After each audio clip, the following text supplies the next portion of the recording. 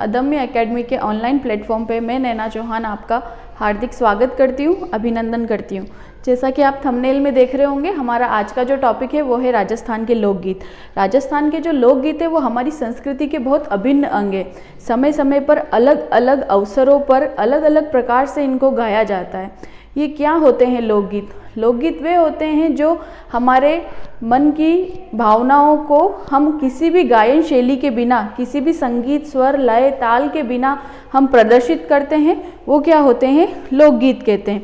इनको अलग अलग कैटेगरीज में डिवाइड किया गया है और डिवाइड करने के बाद में इसलिए डिवाइड किया गया है ताकि हम इनको आसानी से पढ़ सकें। तो लोकगीत जो हैं वो अलग अलग परिभाषाएं दी गई है लोकगीत की। लोकगीत क्या हैं?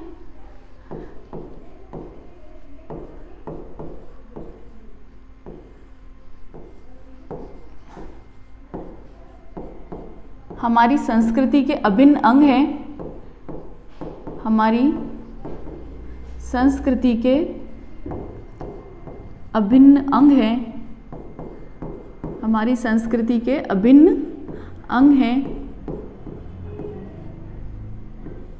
अभिन्न अंग हैं।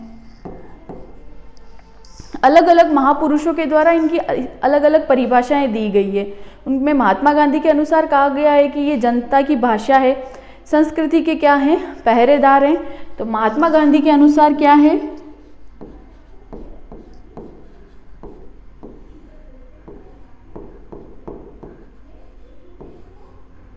महात्मा गांधी के अनुसार क्या है? ये जनता की भाषा है।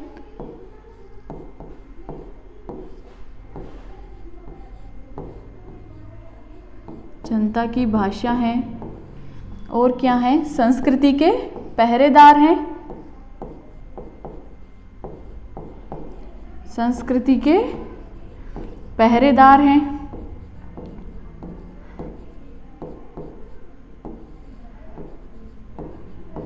संस्कृति के क्या हैं? पहरेदार हैं।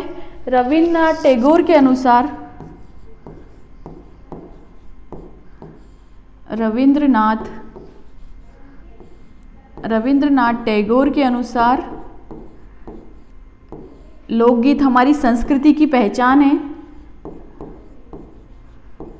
लोकगीत हमारी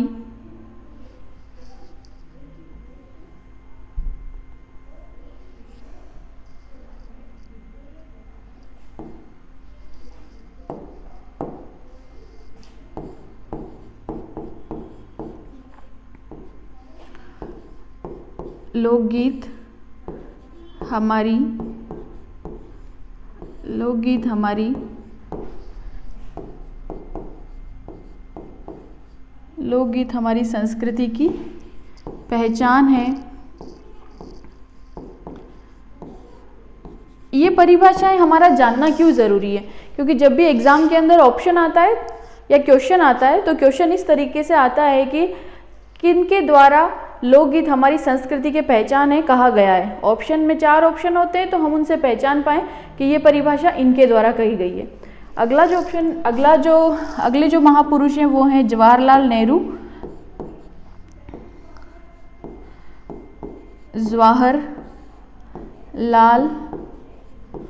नेहरू। उनके द्वारा कहा गया है कि ये जन समुदाय की क्या है? आत्मा है। जन समुदाय की आत्मा है। जन समुदाय की आत्मा है। और जो हाल ही में लेटेस्ट जो सवाल पूछा गया है वो पूछा गया है देवेंद्र सत्यार्थी के अनुसार। देवेंद्र सत्यार्थी के अनुसार जो लोकगीत हैं वो हमारी संस्कृति के क्या हैं? मुंह बोले चित्र हैं।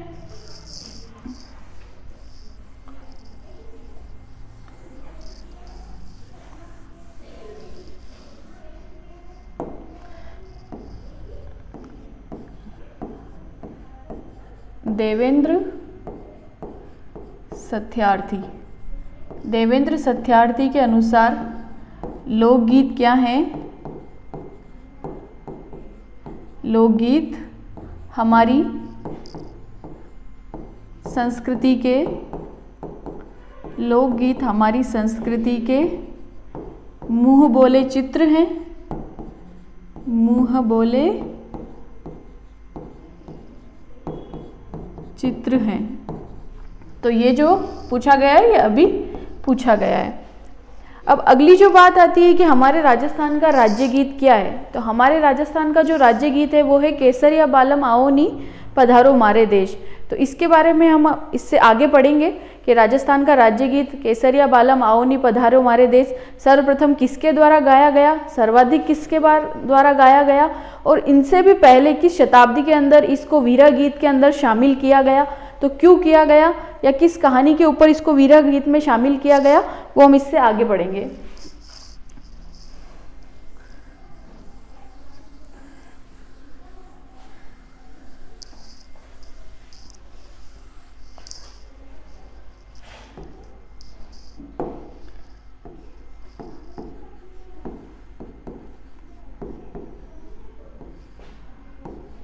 राजस्थान का राज्य गीत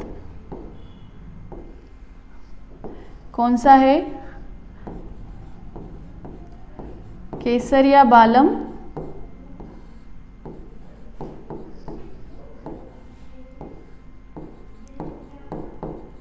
आओनी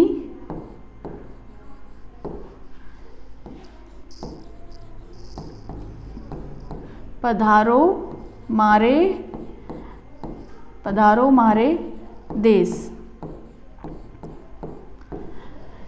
तो राजस्थान का जो राज्य गीत है वो है केसरिया बालम आओ नी पधारो मारे देश।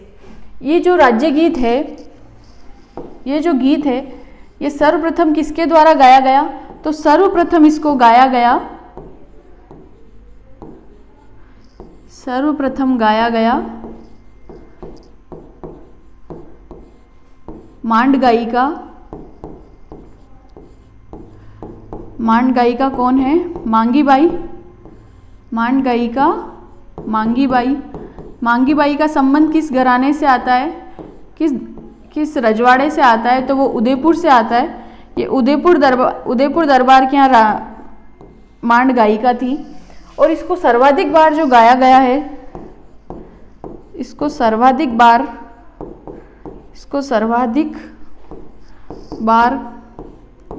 गाया गया, सर्वाधिक बार गाया गया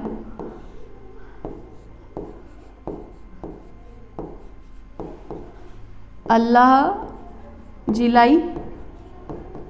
जिलाई बाई के द्वारा। इनका संबंध बीकानेर से आता है, इनका संबंध बीकानेर से आता है।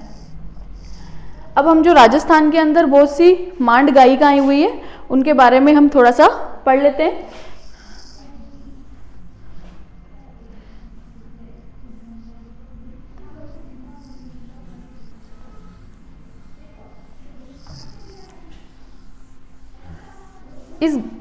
इस गाने को जो गाने वाली मांड गायिका है अल्लाह जिलाई बाई, उनके बारे में मैं आपको बता देती हूँ। अल्लाह जिलाई बाई जो हैं,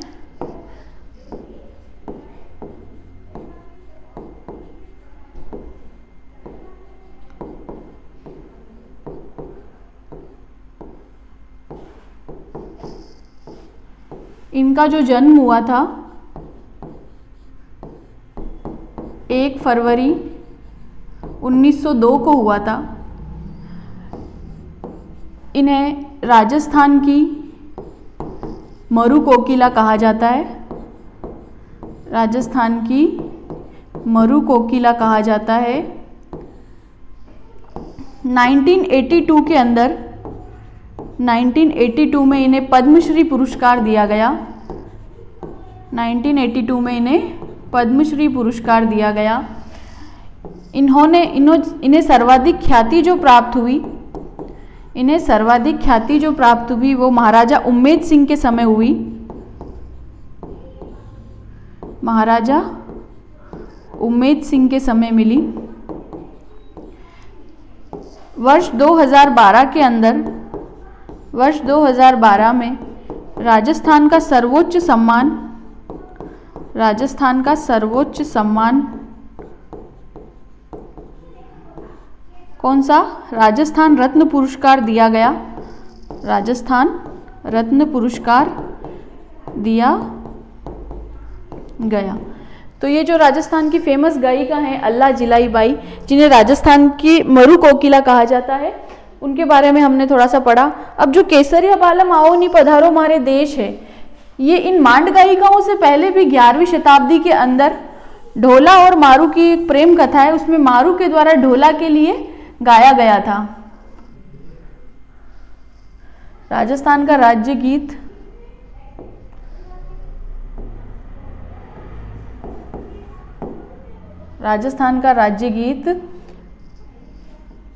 केसरिया बालम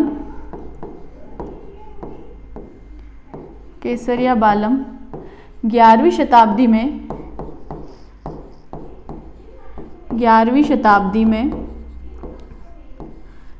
शताब्दी में ढोला व मारू की प्रेम कथा में मारू ने अपना विरह इससे प्रदर्शित किया। मारू ने अपना विरह इस गीत के माध्यम से बताया है।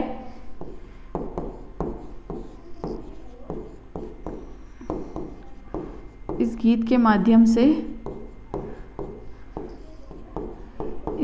माध्यम से बताया है। ढोला और मारू कौन थे, ये कहानी मैं आपको बताती हूँ। ढोला जो है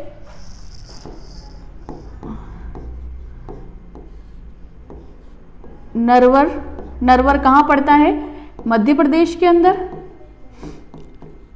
नरवर का क्या है, राजकुमार है। मारू जिसका नाम पूरा क्या है, मरवन। मारू का नाम क्या है, मरवन। जो बीकानेर, जिसे हम पुराने समय में क्या कहते थे, जांगल प्रदेश, उस जांगल प्रदेश के राजा पुंगल की पुत्री है।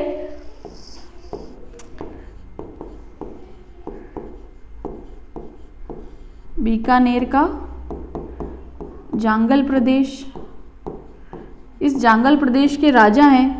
राजा कौन है, राजा पुंगल। राजा पुंगल की क्या है, पुत्री हैं, मतलब वो भी राजकुमारी हैं।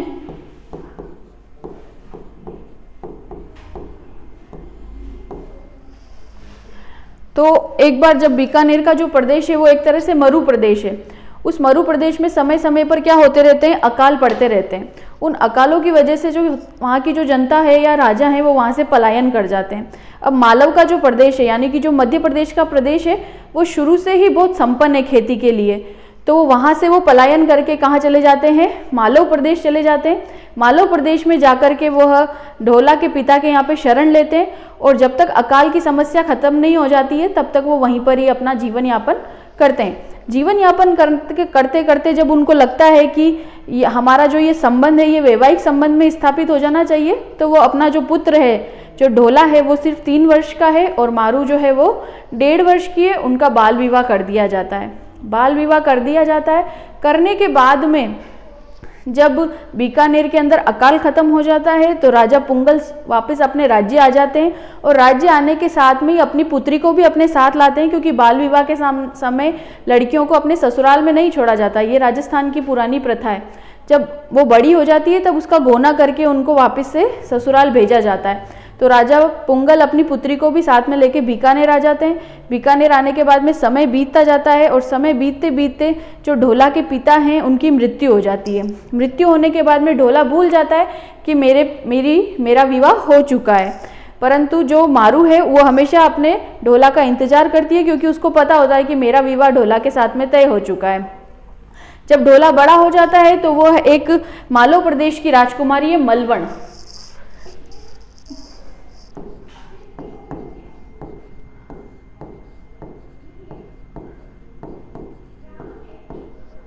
मालव प्रदेश की राजकुमारी, उसका नाम क्या है, मालवण, और मारू का नाम क्या है, मारवण।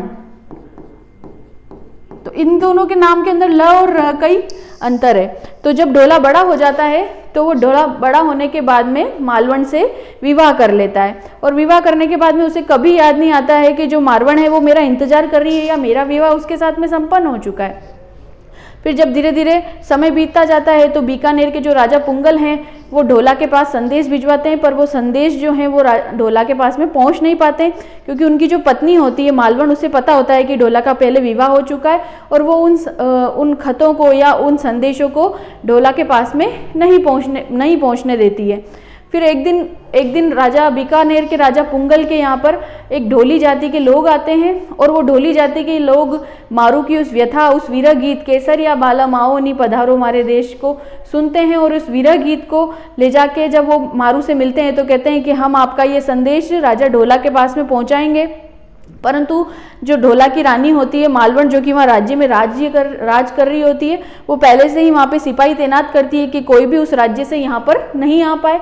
परंतु जब वो जो ढोली जाति के लोग होते हैं जो इस कथा को अपने गीतों के माध्यम से प्रदर्शित करते हैं, वो वहाँ से निकल करके और मालव प्रदेश की तरफ जाते हैं, तो वहाँ जाते हैं तो बीच में सिपाही उनको पकड़ लेते हैं, परंतु वो भिखारी का रूप धारण करके जाते हैं तो इस वजह से वो उन्हें पकड़ नहीं पाते हैं। और जब वहाँ जाके वो गीत उसको ढोला के राज्य में सुनाया जाता है तो ढोला को याद दिलाया जाता है कि आपकी शादी मारवण से हो चुकी है, आप उसे गाजे बाजे के साथ में पूरी बारात के साथ में सम्मान के साथ में वहाँ से लेकर आए। तो ढोला को याद आता है कि मेरा विवाह हो चुका है और फिर उसके बाद में वह वहाँ से पूरी बारात लेकर मारू को विदा करके अपने साथ ला रहा होता है। साथ में ला रहा होता है तो राजस्थान के अंदर अम्ल पिलाने की प्रथा है। तो अम्ल पिलाने की प्रथा है तो कुछ लोग जो हैं जब वो ऊँट के ऊपर बैठ के आ रहे होते हैं तो कुछ लोग उनको रास्ते में रोकने का प्रयास करते हैं। रास्ते में जब वो उनको रोकते हैं तो रोकने के बाद उनको लूटने का उनका मतलब होता है। तो तब वो लूटने के लिए उनको नीचे उतारते हैं और मरवण जो है वो ऊँट के ऊपर ही बैठी रहती है और मरवण इस चीज़ को समझ जाती है कि ये हमें लूटने के लिए आए। तो फिर उसके बाद में वो उसको इशारा करती है, ऊँट को दौड़ाती है और ढोला को भी बचा के अपने राज्य लेके आती है और उसके बाद में वो वहाँ पे राज करती है। तो इसी प्रकार से ये जो गीत है 11वीं शताब्दी के अंदर मारू के द्वारा अपने ढोला के लिए गाया गया। तो इसकी जो सबसे पहले अगर बात पूछी जाए कि सबसे पहले कहाँ गाया गया तो 11वीं शताब्दी के अंदर मारू के द्वारा गाया गया। उसके बाद में जो सर्वप्रथम किसी भी राजघराने में गाया गया तो वो मांगी बाई उदयपुर के द्वारा गाया गया। सर्वाधिक बार जो गाया गया वो अल्लाह जिलाई बाई के द्वारा गाया गया। तो ये है राजस्थान का वीरा गीत, राजस्थान का राज्य गीत। इसको हम राजस्थान का रजवाड़ी गीत भी बोल सकते हैं। इसको सर्वाधिक जो ख्याति दिलाई है वो अल्लाह जिलाई बाई ने दिलाई है। इसकी दो पंक्तियां कुछ इस प्रकार से हैं, केसरिया बालम आओ नी पधारो मारे देश। तो इसमें जो विरहणी है, विरहणी कौन होती है वो मैं आपको बताती हूँ।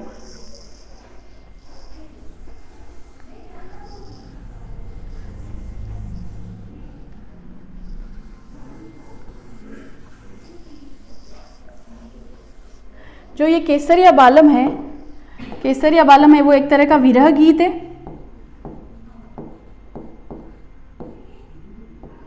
एक तरह का क्या है, विरह गीत है। अब इसमें कुछ टर्म्स होती है विरह गीत के अंदर, जैसे कि जो विरह काल है, विरह काल किसको बोलते हैं? पति या प्रेमी के परदेश चले जाने के बाद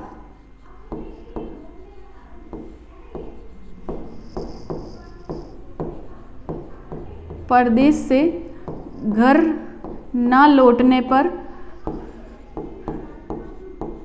लौटने के बीच का जो समय है, बीच का समय वह क्या कहलाता है? विरह काल कहलाता है। फिर विरहणी क्या होती है? विरहणी क्या होती है? वह पत्नी या प्रेमी का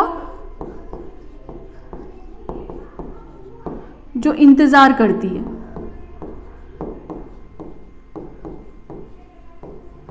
जो इंतजार करती है।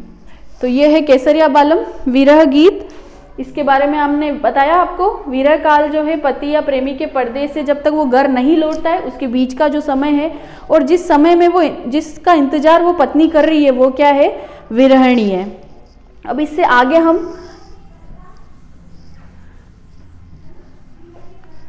आगे हम राजस्थान का एक विरह श्रृंगार गीत है जिसे हम विरह श्रृंगारी गीत कहते हैं।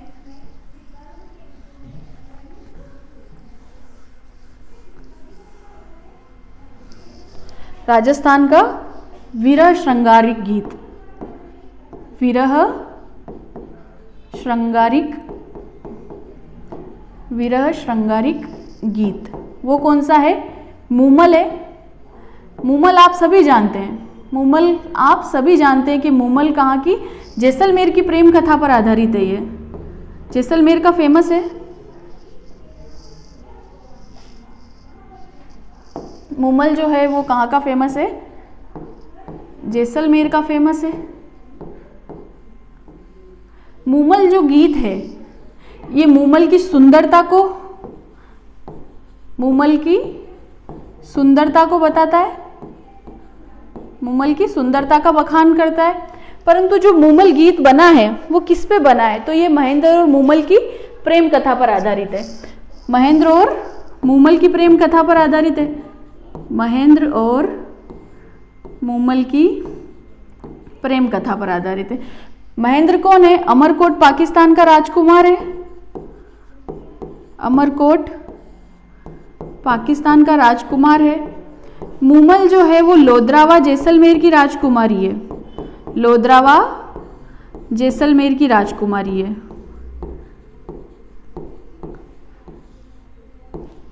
एक बार शॉर्ट में बता देती हूँ मैं आपको महेंद्र और मूमल की प्रेम कथा। महेंद्र जो है वो अमरकोट पाकिस्तान का राजकुमार है। मूमल जो है वह लोद्रावा जैसलमेर की राजकुमारी है।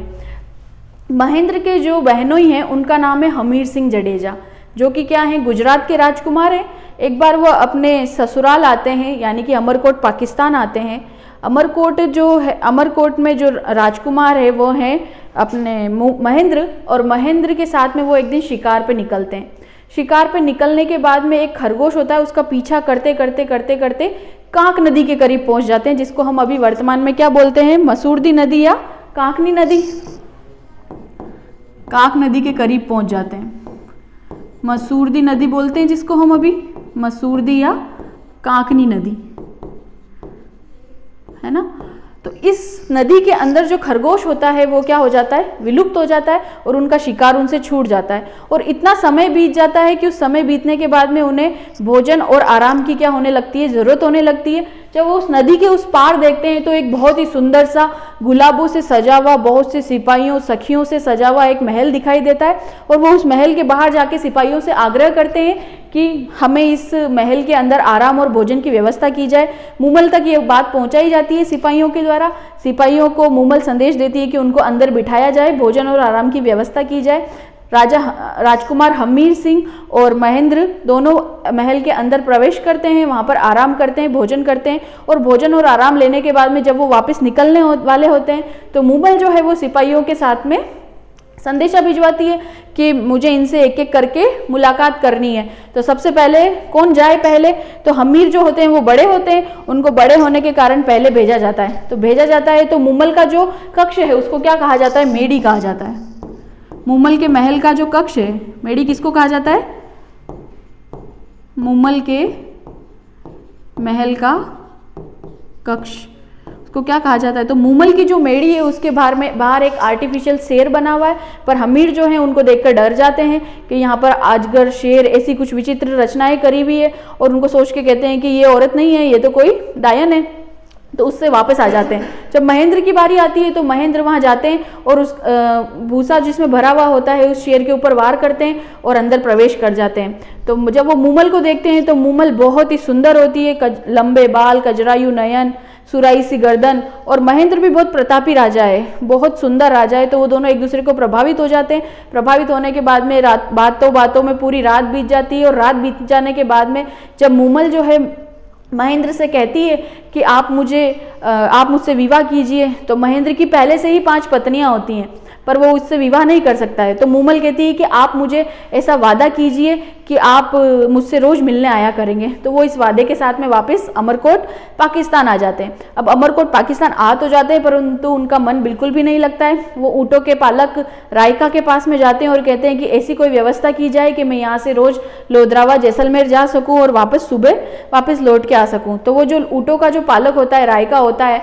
वो उनको एक ऊँट उपलब्ध कराता है। उस ऊँट का नाम है चीतल। ऊँट का नाम क्या है? चीतल। ऊँट का नाम है चीतल।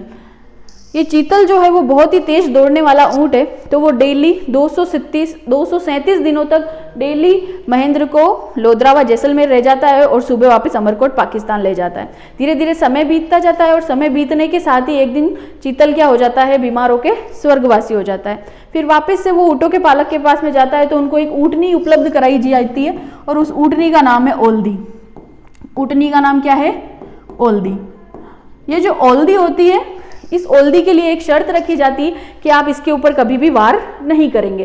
परंतु जो महेंद्र होता है एक दिन ओल्दी पे बैठ के मूमल से मिलने के लिए जा रहा होता है, तो ओल्दी जो होती है बहुत बुजुर्ग होती है और वो धीरे धीरे चलती रहती है। तो वो एक दिन उसमें अपने आपे से बाहर होकर उसके ऊपर प्रहार कर देते हैं। प्रहार करने के बाद में वो बिल्कुल अपना आपा खो देती है और उस रण के अंदर बिल्कुल घूमती रहती है और उनको समय पर वहाँ नहीं पहुँचाती है। मूमल उनका बहुत इंतजार कर रही होती है। मूमल इंतजार करते करते अपनी सखियों के साथ में खेल खेलने रहती है। मूमल की एक बहन होती है जिसका नाम है सुमल। क्या नाम है? सुमल। ये मूमल और सुमल जो हैं वो खेल खेलते खेलते सुमल जो है वो पुरुषों का रूप धारण करके मूमल के पास सो जाती है। जब महेंद्र वहाँ पहुँचता है तो देखता है कि मूमल मेरा इंतजार किए बिना किसी और पुरुष के साथ में सो रही है। तो महेंद्र के हाथ में जो चाबुक होता है उस चाबुक वो वहीं पर ही गिर जाता है। जब मूमल सुबह उठ के देखती है कि महेंद्र यहाँ आया तो था, क्योंकि वो चाबुक उसके पास में है, महेंद्र वहाँ से जा चुका होता है। कई खत भेजे जाते हैं मूमल के द्वारा महेंद्र को, पर महेंद्र उन खतों को नहीं पढ़ता है, ना ही वो खत उस तक पहुँच पाते हैं। फिर एक दिन मूमल निश्चय करती है कि मैं जाके अब उससे खुद ही जाके मिलूंगी। तो वो लोधरावा से अपना सभी सामान ले करके और अमरकोट पहुंच जाती है। अमरकोट पहुंचने के बाद में जब सिपाहियों द्वारा संदेशा भेजा जाता है कि मूमल आपसे मिलने आई है, तो मना कर देते हैं कि नहीं, मूमल से मैं अभी नहीं मिलूंगा, कल मिलूंगा। तो मूमल की परीक्षा लेने के लिए किसी सिपाही को भेजते हैं और मूमल को बोलते हैं कि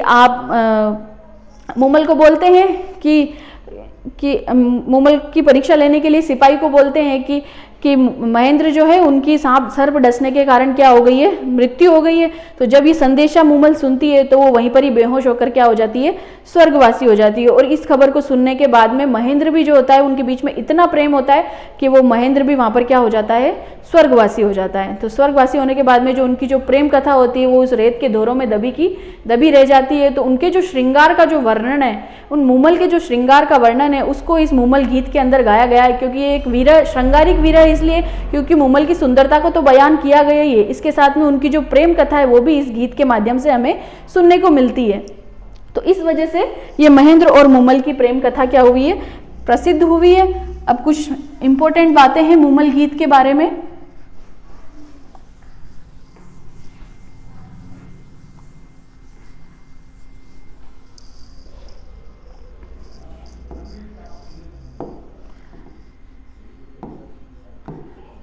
कौन है इसके पात्र? राजकुमार महेंद्र। कहाँ के हैं? अमरकोट के हैं। वर्तमान में अमरकोट कहाँ है? पाकिस्तान में। मूमल जो हैं लोधरावा जैसलमेर।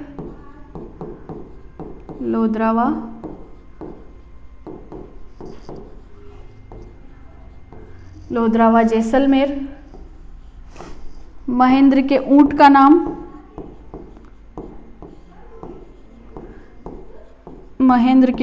नाम चीतल।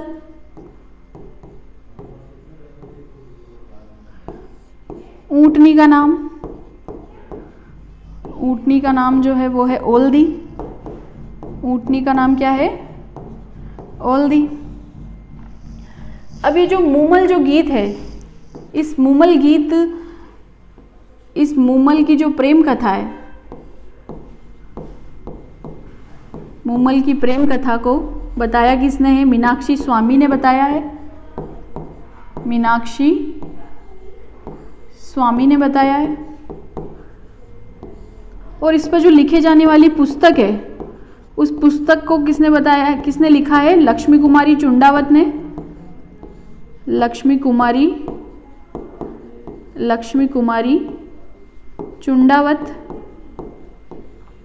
अब ये मूमल जो गीत है वो अभी हाल ही में 2021 और 22 के अंदर बहुत ही प्रचलित रहा है। प्रचलित क्यों रहा है? वो उसका कारण है कि मूमल गीत के जो प्रसिद्ध गायक कलाकार हैं, प्रसिद्ध गायक हैं दापू खां मडाली। क्या नाम है? दापू खां मडाली। इनका 2021 के अंदर निधन हो गया है, इसलिए ये मूमल गीत जो है वो सर्वाधिक चर्चा में रहा है।